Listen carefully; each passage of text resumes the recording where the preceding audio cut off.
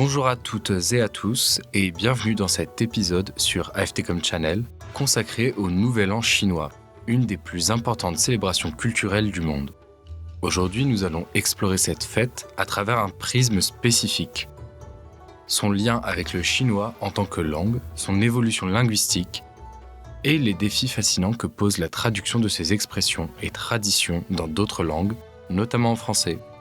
Plongez avec nous dans ce voyage linguistique et culturel. Le Nouvel An chinois, ou 春节 signifie littéralement « fête du printemps ». Cette étymologie reflète bien l'importance de cette période, véritable renouveau, qui marque la fin de l'hiver et le début du printemps. Mais cette dénomination a évolué au fil des siècles, influencée par l'histoire et les dynasties successives. Par exemple, sous la dynastie des Zhou, on parlait de Nian, qui signifie à la fois « année » et était aussi le nom d'un monstre légendaire. Ce monstre, selon les mythes, terrifiait les villageois jusqu'à ce qu'ils découvrent que le bruit, la couleur rouge et la lumière l'effrayaient. C'est ainsi que sont nées des traditions communes comme les feux d'artifice et les décorations rouges qu'on peut voir aujourd'hui encore lors des célébrations. Au-delà des mythes, le langage a aussi été influencé par les poètes et philosophes des temps anciens.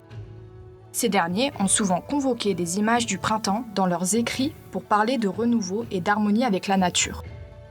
Tous ces éléments linguistiques et culturels soulignent comment la langue intègre les croyances et traditions populaires.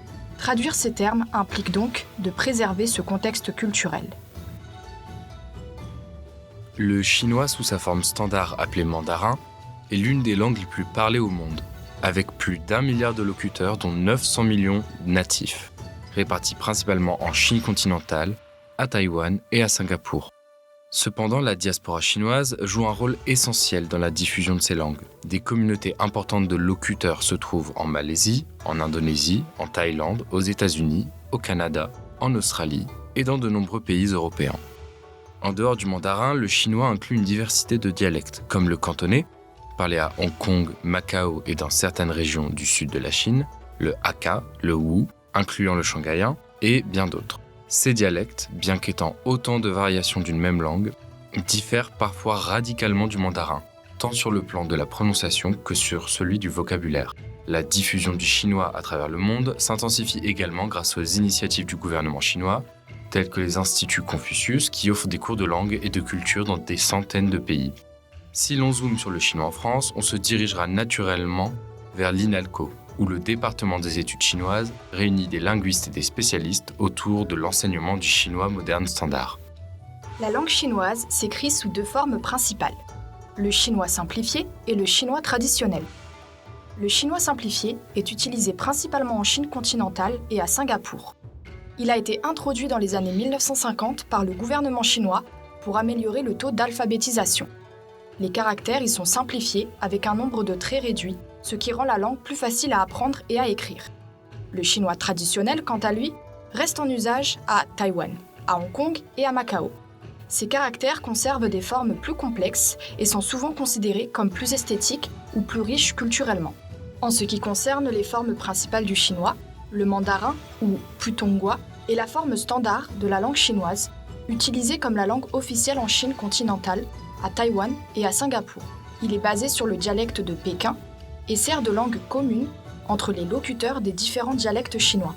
Le cantonais, ou yueyu, est un dialecte important parlé principalement dans le sud de la Chine, à Hong Kong, à Macao et dans de nombreuses communautés chinoises à l'étranger. Malgré leurs points communs, sa prononciation et sa grammaire sont très différentes du mandarin, ce qui le rend presque incompréhensible pour un locuteur de mandarin non initié. On peut aussi appréhender la diversité des formes et dialectes de la langue chinoise, qui souligne à la fois sa richesse et sa complexité, mais pose en même temps des défis pour l'apprentissage et la traduction. La richesse des échanges culturels entre la Chine et la France se reflète dans les nombreuses œuvres littéraires françaises traduites en chinois. Voici quelques exemples emblématiques. Les Misérables de Victor Hugo, classique de la littérature française, qui traite de la lutte pour la justice et l'humanité, est particulièrement apprécié en Chine. Ces thèmes universels trouvent un écho auprès des lecteurs chinois.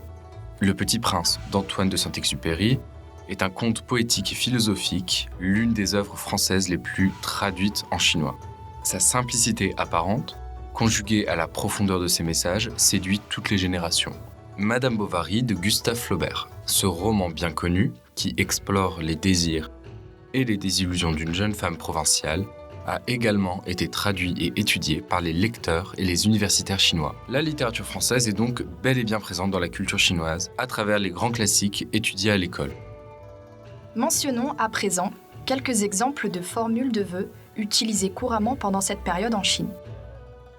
恭喜发财, Souhait de prospérité, souvent traduit par bonne fortune ou que vous soyez prospère. 平安 Souhait de paix et de sécurité. En français, traduire ces expressions n'est pas toujours simple, comme c'est souvent le cas pour ce type de phrase. Par exemple, 恭喜发财, peut être restitué littéralement comme « Félicitations pour votre richesse ». Mais cela ne capture pas tout à fait le ton joyeux et convivial de l'expression chinoise. On préférera donc souvent des traductions adaptées culturellement comme « Bonne année et prospérité à vous ». Un autre exemple intéressant est l'usage des couplets de printemps. 春联 Ces poésies écrites, sur du papier rouge, sont souvent affichées aux portes des maisons et rédigées dans un style empreint de métaphores. Traduire ces couplets peut demander une créativité poétique car ils jouent souvent sur des références culturelles et des homophones. La langue chinoise se distingue par ses nombreux jeux de mots, homophones et allusions culturelles. Ces particularités rendent la traduction complexe. Les jeux de mots. De nombreuses expressions s'appuient sur des homophones. Par exemple, à table, on dit souvent 龙肚子难妇如意 ou langue, dragon, est associé à la puissance et à la chance. En français, ce jeu de mots peut être intraduisible et l'idée doit être expliquée, paraphrasée. Les tonalités. En chinois, une même syllabe peut avoir différentes significations selon sa tonalité. Cet élément est un point central de la langue chinoise. Par exemple, fo signifie bonheur ou chance lorsqu'il est prononcé avec le ton descendant-montant. Ce sens symbolique est souvent perdu en français. Troisième aspect, les valeurs culturelles. Certaines expressions renvoient à des références historiques ou mythologiques chinoises qui n'ont pas d'équivalent direct en français. Par exemple, 招财进宝 fait référence à des croyances anciennes sur l'abondance. Les proverbes sont souvent composés de 4 caractères et condensent des enseignements philosophiques. Par exemple, 车水马龙 le flot ininterrompu des voitures et des chevaux, qui décrit une rue animée et prospère. 画龙点睛 Peindre un dragon et ajouter les yeux, qui veut dire ajouter la touche finale qui donne tout son sens à une œuvre. Ou, enfin, 入乡随俗 quand on entre dans un pays, on suit ses coutumes. Équivalent en français de « à Rome, fait comme les Romains ». Ces exemples illustrent à quel point traduire le chinois, surtout dans un contexte aussi culturellement riche, n'est pas juste un exercice linguistique. C'est aussi une interprétation, dans tous les sens du terme, culturelle. En explorant tous ces aspects linguistiques, on découvre une richesse culturelle et historique qui révèle à quel point la langue et la culture sont intimement liées.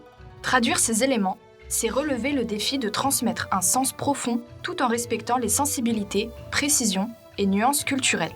Merci de nous avoir écoutés. Si cet épisode vous a plu, n'hésitez pas à le partager et à nous suivre pour d'autres explorations linguistiques et culturelles. Bonne année à tous et Gongqi Fa Chai.